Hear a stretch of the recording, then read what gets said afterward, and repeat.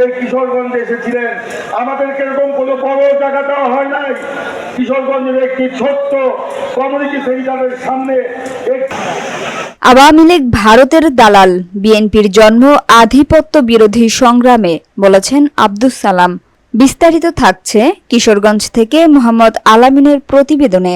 BNP চেয়ারপারসনের উপদেষ্টা ও সাবেক মন্ত্রী আব্দুস সালাম বলেছেন, দেশ দুই ভাগে বিভক্ত, একদিকে আওয়ামী লীগ, অন্যদিকে বিএনপি।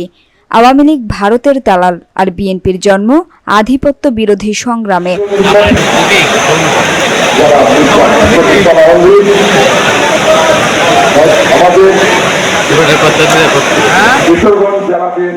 শনিবার দুপুরে কিশোরগঞ্জ পুরাতন স্টেডিয়ামে জেলা বিএনপির ত্রিবার্ষিক সম্মেলনে তিনি এসব মন্তব্য করেন। আব্দুস সালাম বলেন, শেখ মুজিব গণতন্ত্র ও স্বাধীনতা হরণ করলে জিয়াউর রহমান গণতন্ত্র ফিরিয়ে দেন।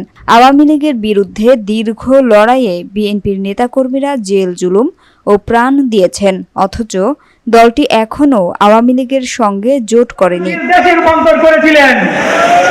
আমরা দেখতে পাই 5ই আগস্ট পরবর্তী সময়ে বাংলাদেশের উপর বিভিন্ন ধরনের কালো ছায়ার হাতছানি আমরা দেখতে পেয়েছিলাম।